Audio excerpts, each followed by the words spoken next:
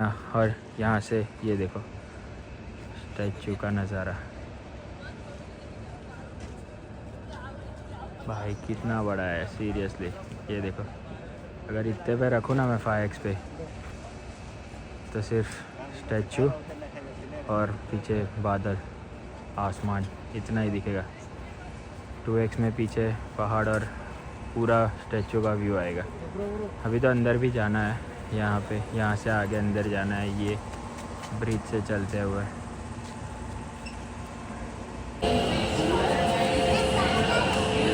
भाई अगर आपका टाइमिंग 2 बजे का है ना, तो आपको 2 बजे ही एंट्री मिलेगी, उससे पहले एंट्री नहीं मिलेगी। लेकिन क्योंकि यहाँ पे सिर्फ सिंगल एंट्री है, एक जगह से यहाँ से एंट्री लोगे तो आप जाओगे, नहीं तो उसके बाद आप बाकी एग्ज़िट नहीं ले पाते हो। भाई हम जैसे ही एंटर हुए ना भाई, ये सारे पता नहीं कौन से स्कूल के बच्चे ये सारे बाहर जा रहे हैं। भाई इतनी खुशी हो रही है ना, अगर अंदर ये लोग रहते तो भाई पता नहीं कितना आवाज़ और कितना मस्ती रहता।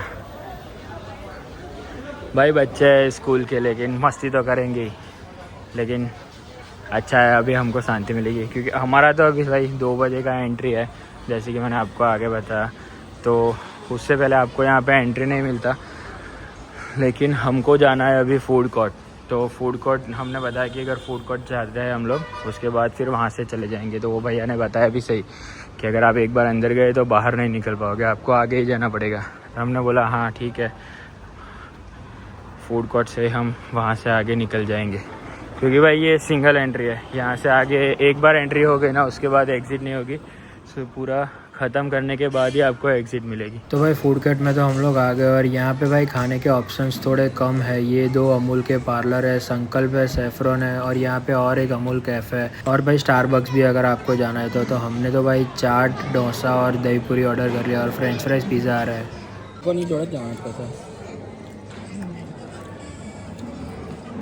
खाना खा के तो भाई हम लोग बाहर आ गए, और ये देख रहे हो ना, ये जो है पूरा वहाँ पे फूड कोर्ट है, इसके अंदर ही एसी वाला फूड कोर्ट है। खाने के ऑप्शंस थोड़े कम है, लेकिन भाई ये जगह पे मिल जाएगा, चलेगा वो भी। और फूड क्वालिटी अच्छी है, खाने का टेस्ट भी अच्छा है। और यहाँ पे अभी हम लोग जा रहे हैं स्टैचू के अंदर, और भाई ये चलने का जो पैच है ना, वो बहुत ही बड़ा है और बहुत ही लंबा है। तो यहाँ पे इन लोगों ने एस्केलेटर भी रखा हुआ है, इसके ऊपर खड़े हो जाओ भाई, ये अपने आप चलेगा। भाई सारे फ्रेंड्स लोग तो आगे चले गए, इसलिए मैं इसके ऊपर भी चल के आगे जा रहा हूँ, थोड़ा और स्पीड में मैं आगे बढ़ रहा हूँ। और भाई ये एरिया जो है ना, वो बहुत ही बड़ा है, एकदम डैम के सामने वाले एरिया में है ना, पानी भी इतना भरा हुआ है। और भाई एटमॉस्फेयर देख सकते हो आप लोग, धूप थोड़ी कम हो गई, इस वजह से गर्मी नहीं लग रही है अभी, जो कि बहुत ही बड़ा प्लस पॉइंट है भाई हमारे लिए। तो नहीं तो भाई अगर गर्मी लगती तो भाई यहाँ पे खड़े नहीं रह पाते। तो भाई अभी हम लोग आ गए यहाँ पे व्यूइंग डेक पे। जो स्टैचू की हाइट है ना, वो भाई 182 मीटर्स की है, जो कि वर्ल्ड्स टॉलेस्ट स्टैचू है। और अभी हम लोग खड़े हैं ना, वो भाई 153 मीटर पे खड़े हुए हैं। ये व्यूइंग डेक बनाया हुआ है, और ये यहाँ से आप लोग डैम का नज़ारा देखो भाई। ये डैम से अगर पानी गिरता हुआ दिख जाए ना, पहले हम लोग आते थे, हर मानसून में यहाँ पे आते थे, बहुत ही अलग ही किस्म का नज़ारा है।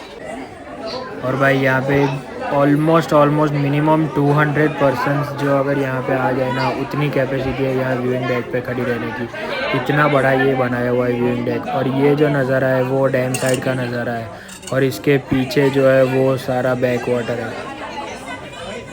क्या अलग ही नज़ारा रहेगा जब ये डैम में से पानी गिरता हुआ दिखेगा। ये भाई आप लोग यहाँ पे देखो, ये स्टैचू ऑफ यूनिटी के अंदर में इन लोगों ने जो लोहे का स्ट्रक्चर बनाया है, इस वजह से ये जो स्टैचू है वो इतना खड़ा है भाई। ये स्ट्रक्चर तो देखो आप। और ये भाई देखो, ये पीछे का बैक वाटर, जो मूर्ति के जो स्टैचू है उसके पीछे का भाई, ये आप लोग देखो। यहाँ पे एक क्रूज़ आपको छोटी सी दिख रही होगी, वो क्रूज़ भी यहाँ पे चलती है, आप लोग को अगर एंजॉय करना है तो। भाई स्टैचू तो अंदर से देख लिया भाई, बहुत ही मज़ा आया। दोपहर के टाइम पे हम लोगों ने इसीलिए रखा था कि अंदर, बाहर तो गर्मी रहेगी, तो अंदर एसी वाला ठंडा वातावरण रहेगा, तो बहुत ही बढ़िया रहेगा। तो वो स्टैचू ख़त्म करके अभी हम लोग आए यहाँ पे पेट जोन में, जो कि जंगल सफारी के सामने में ही है।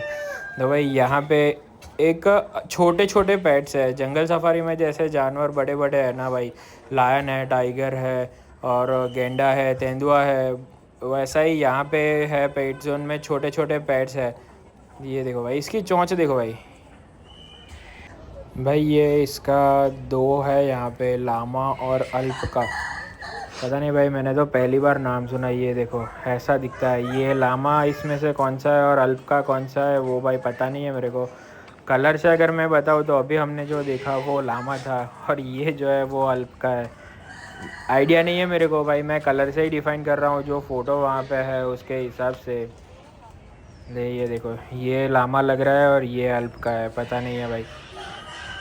अगर गलत है तो भाई कमेंट सेक्शन में कुछ बोलना मत। मैं भी ऐसे ही, ये देखो ऐसे ही देख रहा हूँ।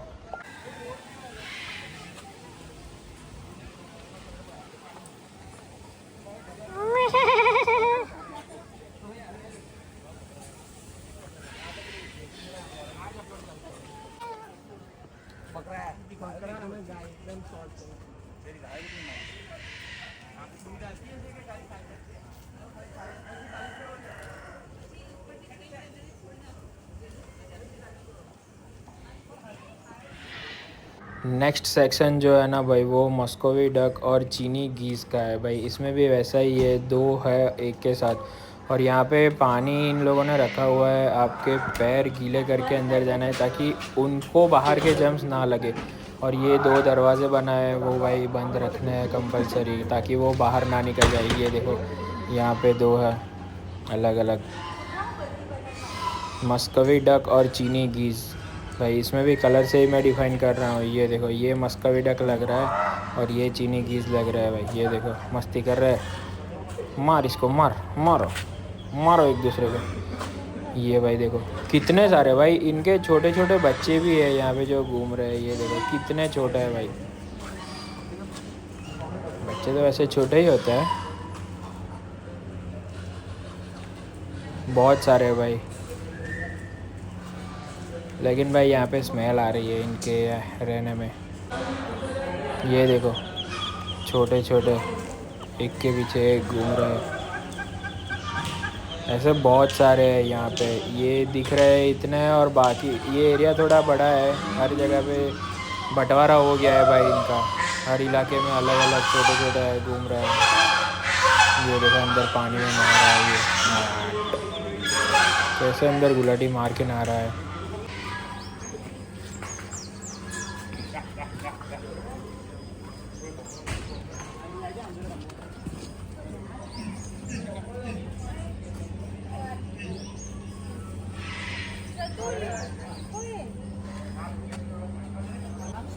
भाई ये कौन सा पेट है, मेरे को कमेंट सेक्शन में कमेंट करके बताओ। यहाँ पे नाम इसका लिखा नहीं है, लेकिन भाई ये बहुत ही अच्छा दिख रहा है। इसको घर ले जाने का मन कर रहा है, पता नहीं ये, इसको उठा के घर ले जाऊँ मैं गाड़ी में बैठ लेके।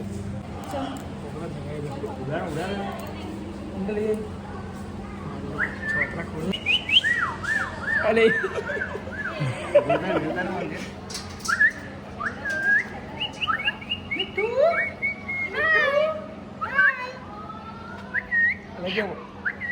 लगे पड़ो।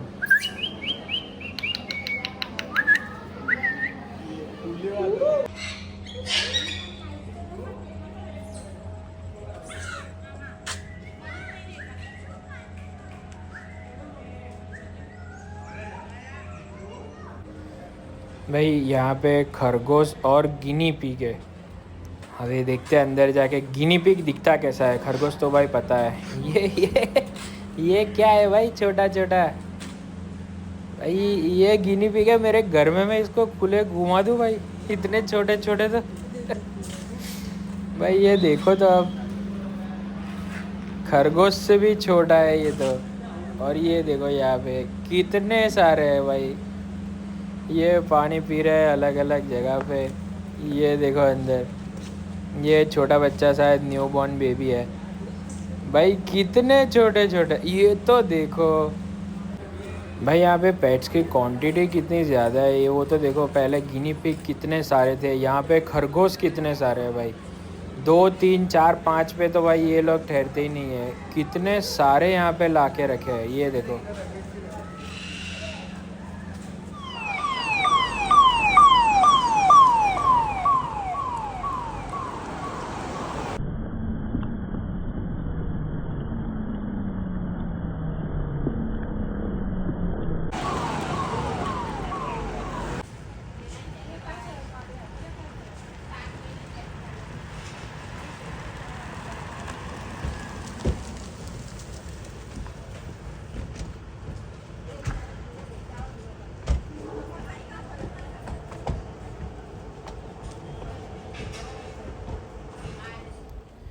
तो भाई पेट जोन ख़त्म करके अभी हम लोग जा रहे हैं नौका विहार करने के लिए, जो कि ये जो नर्मदा डैम है, केवड़िया का डैम है, उसके बैक साइड में जो रिजर्वायर वाटर रहता है ना, वहाँ पे कराते हैं नौका विहार, जो कि बहुत ही मज़ेदार है, ऐसा मैंने सुना है। अभी मैं वहाँ जाके एक्सपीरियंस करूँगा भाई। ये सामने आपको पूरा डैम का नज़ारा मैं दिखा रहा हूँ कंटिन्यूसली। बहुत सालों पहले भाई ये रास्ते पे जब स्टैचू ऑफ यूनिटी नहीं बना था, स्टैचू नहीं था उस टाइम पे, यहाँ पे भाई आप लोग प्राइवेट गाड़ी लेके भी आ सकते थे। ये जो डैम है वो डैम देखने के लिए हम लोग आते थे अपनी खुद की गाड़ी में, वहाँ पे डैम देख के ये पीछे वाले रास्ते से आगे जाते थे, क्योंकि ये पूरा एक वन वे सर्कल बनता है भाई। ये वाटर एरोड्रोम आ गया, ये शायद मेरे को लग रहा है कि वो अपना जो सी प्लेन चालू किया था ना, वही है। आ गए भाई सरदार सरोवर नौका विहार, जहाँ से स्टार्ट होगा वो पॉइंट पे। तो भाई अभी यहाँ से, यहाँ पे बैठने के लिए भी भाई बहुत सारी जगह है अगर वेटिंग है, क्योंकि अभी 5 बजे का हमारा स्लॉट है, तो हमको थोड़ा वेट करना पड़ेगा। यहाँ पे खाने पीने के लिए भी एक स्टॉल लगा हुआ है। और भाई हम लोग और कहीं पे नहीं, यहाँ पे जाके ही बैठ जाते हैं भाई, जहाँ से स्टार्ट हो रहा है, तो सबसे आगे जाके बैठ जाते हैं ताकि बोट में सबसे आगे रहे।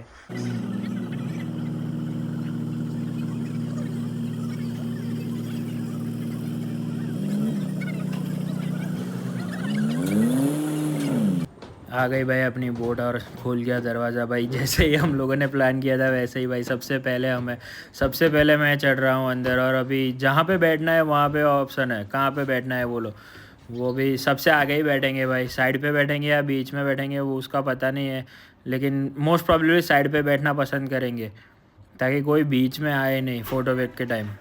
नमस्कार, स्वागत है आप सभी का सरदार सरोवर नौका विहार राइड में। पानी की जो गहराई है यहाँ पे ज़्यादा है, 10-15 फीट से लेकर 150-200 फीट तक यहाँ पे पानी की डेप्थनेस है। तो आपको ये याद रखना है कि पानी गहरा है, और गहराई के साथ साथ क्रोकोडाइल्स भी है, कई बार देखने को मिले हमारे बोट के आसपास भी। ये पानी नर्मदा रिवर का पानी है, लेकिन ये मैनमेड लेक है, यानी कि ये तालाब है। और ये तालाब जब सरदार सरोवर प्रोजेक्ट बनना शुरू हुआ था, जब डैम बनना स्टार्ट हुआ था 1987 में, उस टाइम पे यहाँ पे साइड में 4 मैनमेड लेक का भी निर्माण किया गया था, यानी कि 4 तालाब भी बनाए गए थे। और यही वो एरिया है, सरदार सरोवर प्रोजेक्ट का साइड का पार्ट है, 4 लेक वाला हिस्सा। और ये लेक के थ्रू पानी को छोड़ा जाता है मेन कैनाल में, यानी कि डैम बनने के बाद जो पीछे पानी का स्टोरेज होता है, जो मेन हिस्सा होता है पानी, वो मेन स्टोरेज में से पानी को इस 4 लेक की तरफ यहाँ पे डाइवर्ट करके यहाँ से फिर पानी को भेजा जाता है इस तरफ। 6 किलोमीटर आगे मेन कैनाल है, यहीं से फिर चारों तालाब में होकर पानी जाता है मेन कैनाल में, और मेन कैनाल से वो पानी गुजरात में पीने के लिए और सिंचाई के लिए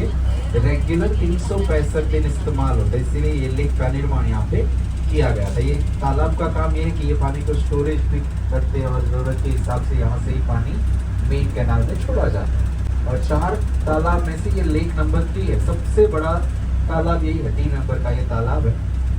और सरदार सरोवर डैम जो है इस तरफ करीब 4 किलोमीटर दूर है, वो मेन नर्मदा रिवर के ऊपर डैम वहाँ पे बना हुआ। और सरदार वल्लभ भाई पटेल जी की प्रतिमा बनी है, वो मेन नर्मदा रिवर है, और वो एरिया अलग है। यहाँ से प्रतिमा का डिस्टेंस करीब 6-7 किलोमीटर दूर है, वो पीछे की ओर इस तरफ है, डैम इस तरफ है और प्रतिमा इस तरफ है। इस नदी के ऊपर यहाँ पे जो सरदार सरोवर डैम का निर्माण हुआ है, ये डैम बनाने का विजन सरदार वल्लभ भाई पटेल जी का था। विजन ऑफ सरदार वल्लभ भाई पटेल इज सरदार सरोवर नर्मदा प्रोजेक्ट। ये प्रोजेक्ट उनका ड्रीम प्रोजेक्ट है, इसीलिए उनकी जो प्रतिमा है उसका निर्माण भी यहाँ पे किया गया, जो दुनिया की सबसे ऊंची प्रतिमा 182 मीटर हाइट है।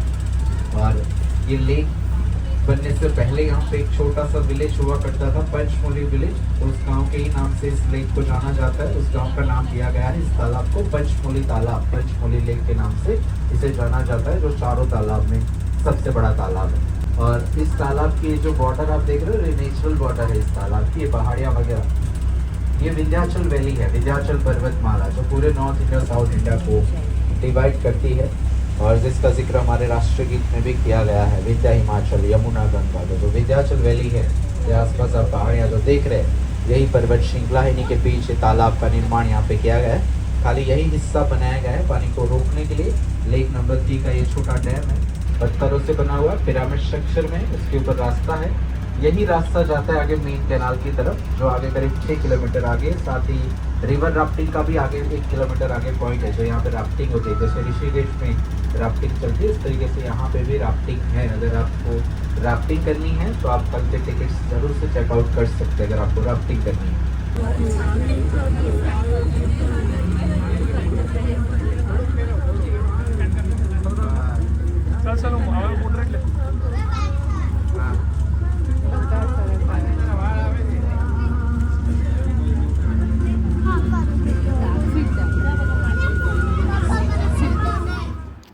तो भाई नौका विहार तो ख़त्म हो गई भाई। एक क्लिप मैंने शूट की, उसके बाद तो भाई मेरे को याद ही नहीं आया कि मैं वीडियो भी बना रहा हूँ, क्योंकि वहाँ का एटमॉस्फेयर ही इतना अच्छा है ना भाई, एकदम पीसफुल एटमॉस्फेयर था। तो भाई मैं वो एटमॉस्फेयर में खो गया था।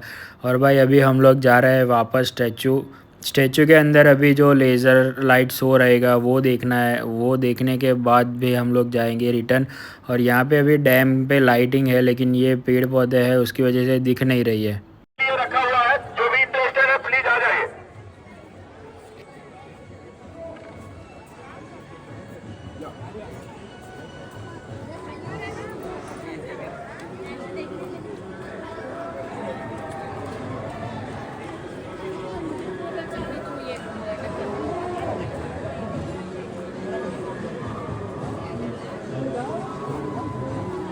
मैं भी ये आईफोन में भाई ISO बढ़ा दिया है उसने ऑटोमेटिक, इस वजह से ये स्टैचू दिख रहा है, लेकिन मेरे को तो यहाँ से अभी दिख भी नहीं रहा है। और यहाँ पे अभी 7 बजे गरबा नहीं, जो प्रोजेक्शन मैपिंग लेसर शो है वो चालू होगा। उससे पहले यहाँ पे इन लोगों ने सबके टाइम पास के लिए, टाइम पास या मज़े ही बोल सकते हो कि बोर ना हो पब्लिक, उस वजह से ये लोगों ने यहाँ पे गरबे का अरेंजमेंट किया हुआ है।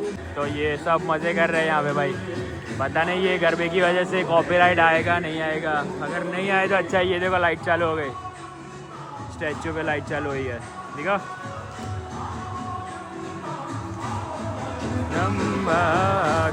कुम पगले भाई, बहुत मन कर रहा है गरबा खेलने का, लेकिन अभी वहाँ पे सीट रोक के बैठना है। तो अभी इस जगह पे जाते हैं और वहाँ पे जाके बैठते हैं और वेट करते हैं।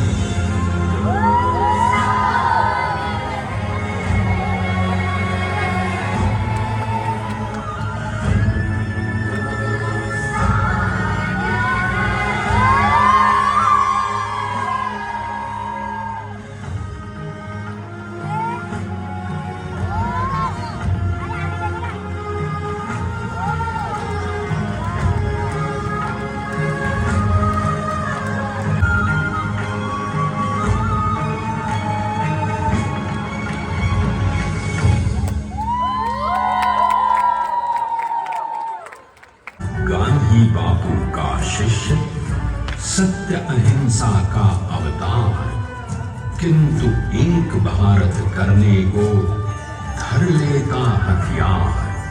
लौह पुरुष संबोधन था वो लोहे की दीवार।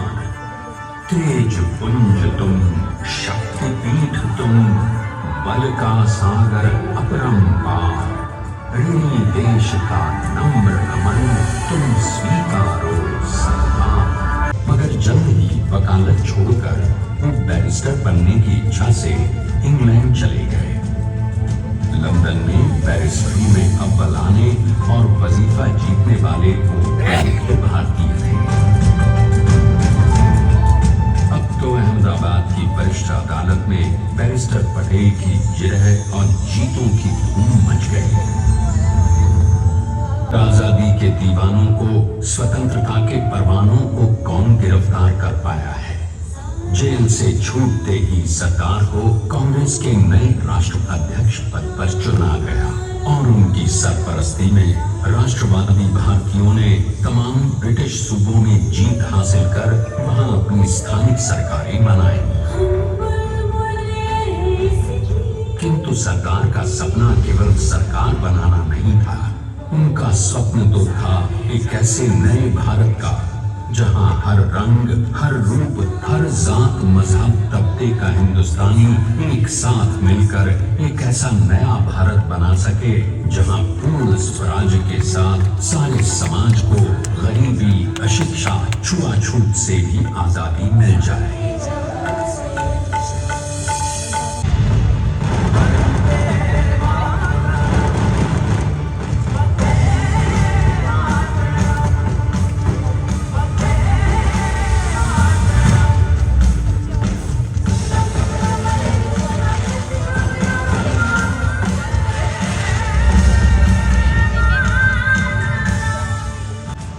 जम्मू कश्मीर को बचाने के लिए सारे देश का आकाश वायुयानों से भर गया।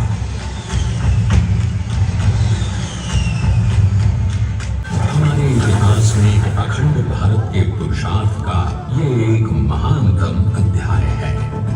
देश ने बनाया है ये समर्थ स्मारक, स्वाधीन भारत को समर्थ भारत में बदलने वाले सरदार पटेल को समर्पित प्रेरणा तीर्थ भी है। प्रधानमंत्री श्री नरेंद्र मोदी के नेतृत्व में बनी विश्व की इस विशालतम प्रतिमा के सामने आकर सारी दुनिया जैसे स्वयं भी नतमस्तक हो जाती है।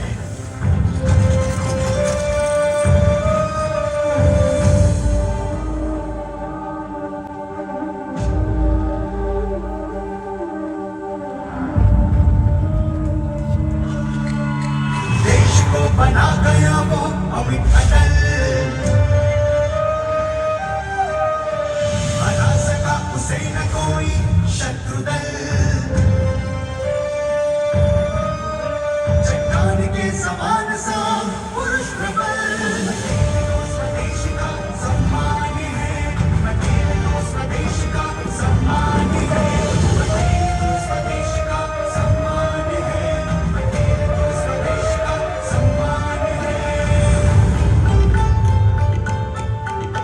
पटेल अपनी आन बान शान है, पटेल अपनी आन बान शान है, पटेल तो स्वदेश का सम्मान है, पटेल स्वदेश का सम्मान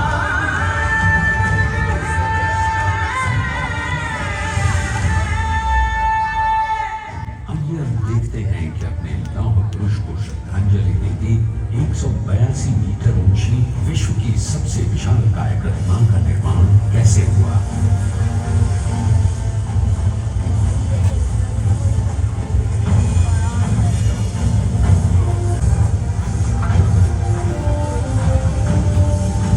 गगनचुंबी इस अद्वितीय अभूतपूर्व प्रतिमा को बनाने के लिए सबसे पहले नदी पर 4,500 क्यूबिक मीटर का राफ्ट बना और फिर सीधा 600 फीट का कंक्रीट का वॉल बनाया गया।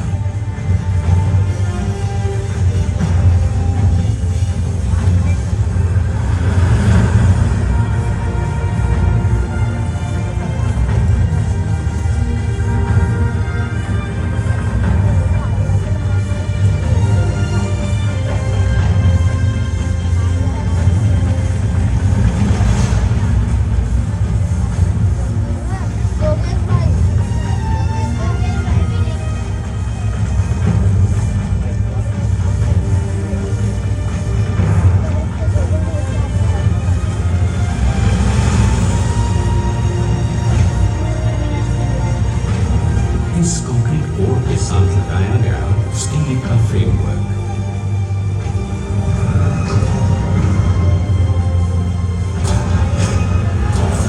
इस फ्रेमिंग पर 6,500 ब्रॉन्ज के पीसेस लगाए गए।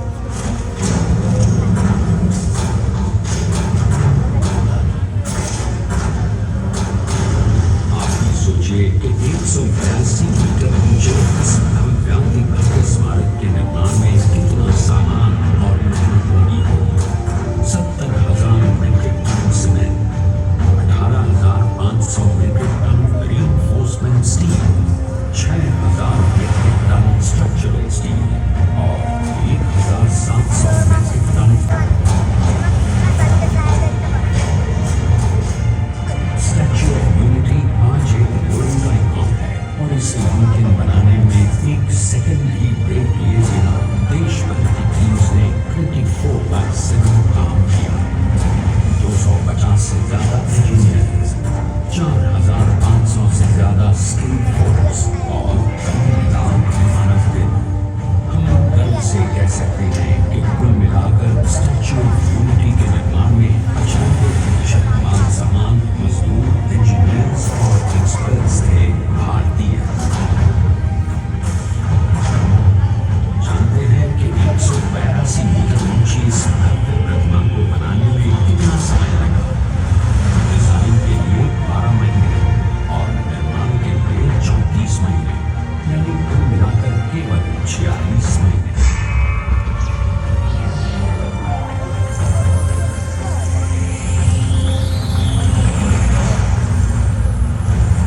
और इसी तरह बनी देश के शिल्पकार की एक अनोखी, अद्वितीय, विशाल प्रतिमा, जो सिर्फ आज ही नहीं बल्कि आने वाले न जाने कितने सालों तक यूं ही चमचमाती रहेगी।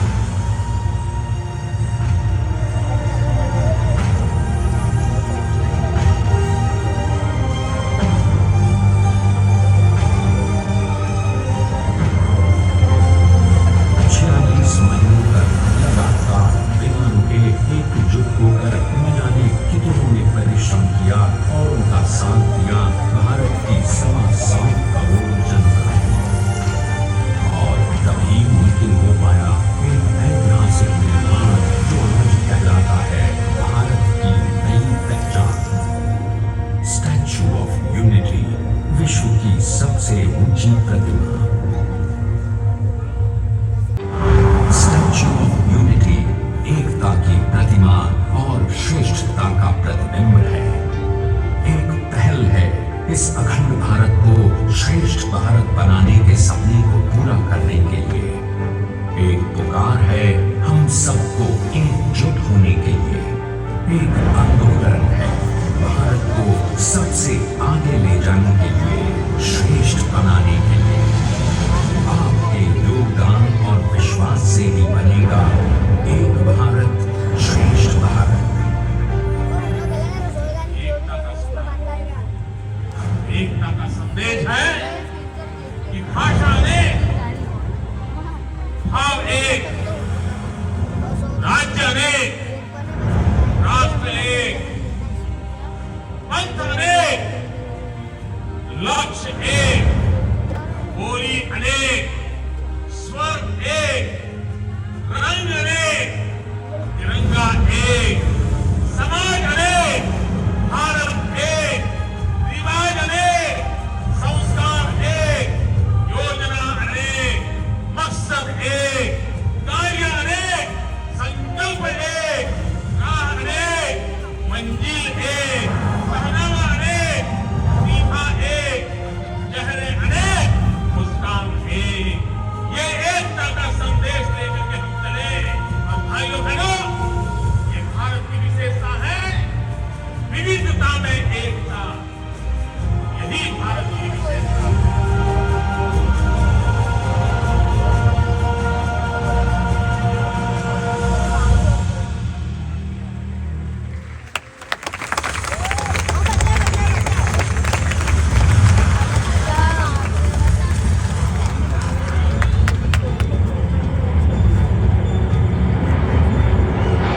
Please stand up for the national anthem.